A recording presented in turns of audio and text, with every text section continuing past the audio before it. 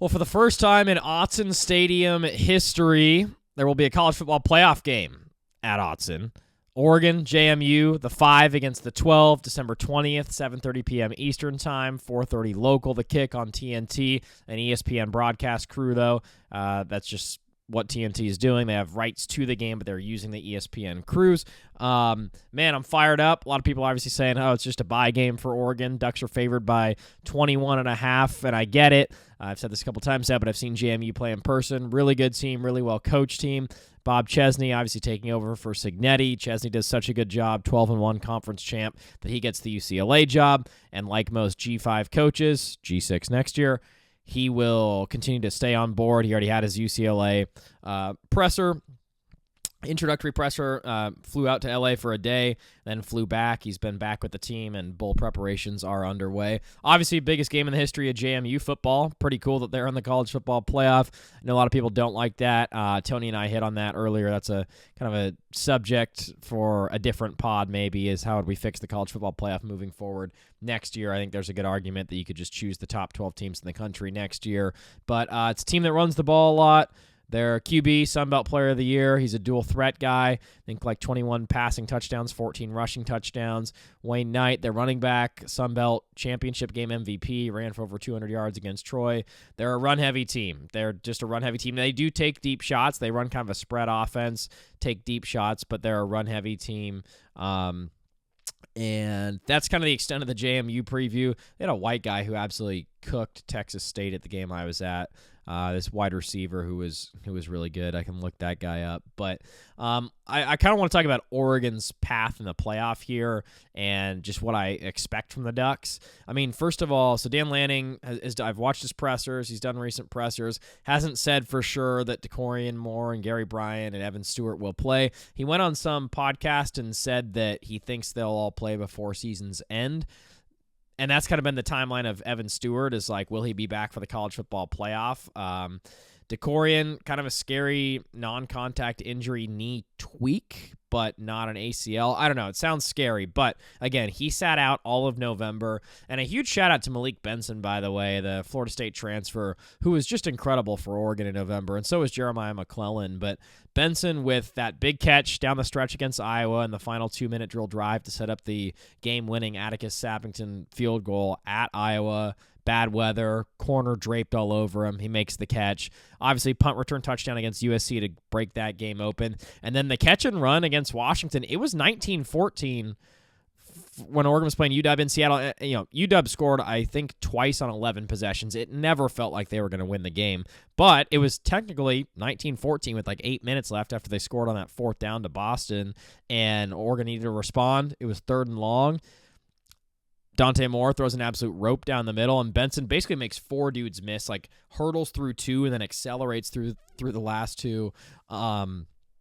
Incredible November by him. But I think if Oregon wants to win a national title, obviously they do. For Oregon to win a national title, you need DeCorian and Gary Bryant to be fully healthy, and probably even need Evan Stewart. Like, I remember when Evan Stewart absolutely torched Ohio State last year. Let me look up Evan Stewart's player profile real quick. Go to the game log. Last year against Ohio State, 7 grabs, 149 yards, and a touchdown. 21 yards per reception. He was a game breaker, man. He was an absolute game breaker for Oregon. It's a bummer that he got hurt and couldn't play in the Rose Bowl. He's an absolute game breaker. Obviously, DeCorian with his incredible speed is too. Gary Bryant, super reliable, experienced guy. So I think Oregon can win the national championship. I really do. I just think they need the passing offense to improve, because at times this year against Iowa, 18 points, Penn State, 17 points in regulation, Indiana, 13 points, Wisconsin, 21 points. Like, those are good defenses for sure, especially Iowa and Indiana. And Wisconsin has a really good run defense. And the weather in that game was atrocious. Like, there was, like, a lot of these passing conditions that Dante Moore and the offensive had to play in have been atrocious. And obviously, Sadiq's been in and out of the lineup as well. But if Oregon's fully healthy and the passing game improves, because I don't have any doubt about the running game. The running game's incredible. The O-line, granted, it felt like the entire O-line was out against USC. They still played well. Poncho got hurt, obviously, in that game. It felt like a bunch of other dudes were out. And even still, the Oregon O-line played well enough in that game and has continued to play well. I can't say enough good things about the Oregon O-line. They've played really well this season. And Whittington, and then we all know it's a special true freshman duo in De'Aaron Hill and Jordan Davison. Jordan Davison, high praise. He literally looks like Jonathan Stewart out there. He's 6'2", 235, basically, as a true freshman, just bowling through dudes.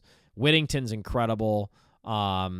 Great strength, burst, explosiveness, everything. De'Aaron Hill's got insane juice. Like, took a screenplay against Penn State for a big gain. He's just got juice. Like, dude, Oregon, they are so set at running back. And Will Stein being back is huge, obviously. So he flies to Kentucky, did some sit-downs with the local news. I watched some of those, did some sit-downs in the Kentucky football building, has his presser, and then flies back. And I know everyone says, like, you can't be two places at once, but now that signing day's over, early signing day, and the portal doesn't even open until January 2nd, like, yes, it's going to get tricky when the portal opens. It will. Obviously, I imagine they have GMs in place. Tosh Lupoy and Ron Rivera's the GM down there, and I'm sure he's grinding right now on the portal. Tosh Lupoy already flew commercial to Hawaii, re-recruited JKS, the QB, to come back to Cal. Former Oregon commit, by the way, practiced with the Ducks before the Rose Bowl last year. And that's my thing. That's the other thing on the early signing day. Obviously, you want to have a great class early, but in this crazy world where there's a second signing day and a transfer portal window, again, that portal's only in January. There's not a post-spring one, so that absolutely makes a difference. But the first signing day, again, of course it matters. Those kids can flip their mind like anytime they want and transfer to a school like that. They just can. Now, obviously, the portal window ends January 16th. It's the 2nd through the 16th, so it will get hairy. But again, that's why college football teams now have GMs and assistant GMs and scouts. Like, it's a borderline NFL operation now in terms of having a real front office. So hopefully that makes things easier for Will Stein on the Kentucky side and Tosh Lupoy, the DC, on the Cal side. Obviously, those guys going to both be head coaches soon. By the way, Ohio State, Brian Hartline just took the USF job, South Florida job, now that Golish has moved on to Auburn. So, Ohio State's dealing with that on their offensive staff as well. I mean, teams just deal with that, man. It's the way it goes. Now, Indiana's locked up their coordinators and Coach Sig, so those guys are all staying there. But there are various teams that are dealing with this. Oregon more than any of them with their OC and their DC. And like I said, I know it feels like it's tough to be in two places at once, but I think with this first signing day period over and hopefully good GMs and scouts in place to handle the portal, maybe it won't be the biggest deal for Lupoy and Will Stein in terms of taking away their focus from these games. And Oregon's got a really good staff. You talk about Chris Hampton, who's the DBs coach, done a wonderful job with the DBs. Like, the Oregon DBs this year, man. I mean, dude, how can you not be impressed with all of those guys? Let me look up Chris Hampton. He was previously the DC at Tulane. The rumors are that he's going to end up being the DC for Oregon in general after Tosh leaves. There are articles written. Oregon promotes Drew Maringer, the offensive assistant, to OC, and Chris Hampton to DC. Lanning did not confirm those in the press. The recent presser I watched, Lanning did not officially confirm that, and he wouldn't. He was asked directly by Eric Skopel. Shout out to the Skopel system. He was asked directly by Eric Skopel if those hires are official, and he said no. We're not going to confirm that. So, regardless, Chris Hampton's done an amazing job with the defense and the DBs. So I think you feel pretty good if you're Oregon there. Not as sure about Drew Maringer. I just don't know anything about him, to be honest. And Will Stein is a dynamite offensive play caller. Obviously, he got an SEC head coaching job for his first ever head coaching job. That's kind of wild. I mean, I know he's from there. He's from Kentucky. He grew up, I guess his family grew up as season ticket holders at Kentucky, and he played at Louisville. But still, that's crazy that your first ever head coaching job is an SEC head coaching job. But dude, that's the power of the Oregon OC position, man. Like, I was thinking about this. Almost every single OC that I can remember, dating back 25 years at Oregon, has gone on to be a head coach. There are very few exceptions. So let's go all the way back. Like Chris Peterson, Jeff Tedford, obviously Chip, then Mark Helfrich goes from OC to head coach. Scott Frost gets a head job. That's where From there, it gets a little murky, but Marcus Arroyo even got a head job at UNLV. David Yost in 2016 did not get a head job. That's the last OC I remember not getting a head job. Oh, Matt Lubick, I think, was the other one who I don't think got a head job anywhere.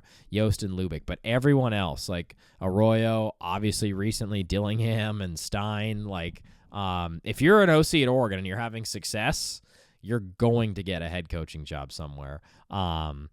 And so it'll be nice for Oregon to have Stein and Lupoy back. That's my big takeaway, though, man, is I don't think it's the end of the world that those guys are gone. It's obviously not ideal, but with the timelines and the GMs now, it won't hurt them as much.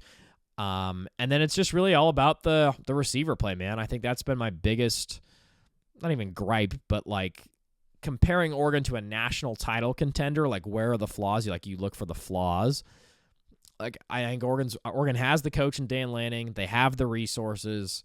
They have the institutional support. Lanning knows that, and that's the awesome part. Dude, Lanning's not going anywhere. He went to D3 college in Missouri. He's got no interest in going back to an alma mater to coach at the head coaching level right now at this point in his career. All due respect to William Jewell College.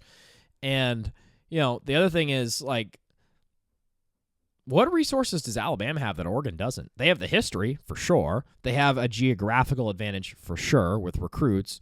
But in terms of money and in terms of the institutional greatness and understanding and how tight and buttoned up everything is, Oregon's as good as it gets. Like, Oregon's as good of a college football program situation as you can find outside of the geographical disadvantage for recruiting. But does that matter as much anymore? DeCorey Moore was in Dallas. He got offered by Texas and Ohio State. Guess where he's going? Guess where he went? Oregon. By the way, that all-star, 5-star recruit, D lineman from New Orleans, went to USC. Like, I think money talks, and we know Oregon's got the money. So, I think the passing game is the biggest concern for me. If the receivers, DeCorey Moore and Gary Bryant, Evan Stewart, can come back flying around with Malik Benson, with Jeremiah McClellan, with Kenyon Sadiq, with Jamari Johnson, the other tight end. Obviously, Oregon's got 3 nasty running backs. Like, dude, the Ducks are going to be a tough out, man. They're going to be a really tough out. It also helps that when they play Texas Tech, the game will be in Miami. By the way, a lot of travel for Oregon. So quarterfinals in Miami, then you go back to Eugene. Semifinals, if they make it to the Peach Bowl in Atlanta, then back to Eugene. Then 10 days later, Natty in Miami. A lot of travel. Not the end of the world, though. I mean, 20th to January 1st to January 9th to January 19th. Those would be the 4 dates that Oregon would play if they keep winning. Yeah, man, I just think I think the receivers are the key. I think the receivers are the key to this stretch run. I think they'll be okay without their with their coordinators having taken other jobs, but still back. I like the matchup against Texas Tech. It's an amazing defense. I just think that Oregon's more talented, especially offensively. I think Oregon will be able to play really good defense in that game. If it was in Lubbock, that'd be a scary game, and still will be a scary competitive game. Texas Tech might even be favored, but I would favor Oregon in that game. Rematch against Indiana's tough. Like, Indiana blew you up at the line of scrimmage the first time. They hit Dante Moore low, kind of nasty lower leg shot to start the second half, and he basically couldn't move after that. So obviously he'll be healthier in this game. I have all the respect in the world for Aiden Fisher and Wyatt and D'Angelo Pons, all those dudes. Hard-hitting dudes, always in the right spot, extremely well coached. Like I said earlier, I would favor Indiana to win that game, and my prediction is Georgia over Indiana in the national title game. But, when Oregon faces Indiana, if they do, I'll do a full preview of that. But, I think the first time around, it just felt like Oregon was so stuck in neutral. And it's like Indiana, very respectable team, very, very well coached, very good quarterback, very good defense, but not unbeatable. Oregon can definitely beat them. Oregon probably has more draft picks, probably more talented. Just need to do a better job of moving the ball on offense. Again, it's been at times a clunky offense for Oregon this year. If you want to blame Dante Moore, if you want to blame the injuries, but if the Ducks get healthy at receiver, man, I think they can make a run to the national title game. I really firmly believe that. I think they can beat Indiana. I think they can beat anyone with a fully healthy receiving core. So that's my Duck preview. We'll be back talking Ducks in particular when they match up with Texas Tech in the Orange Bowl, as long as they get past James Madison as 21.5-point favorites. Again, Saturday, December 20th, 4:30 local.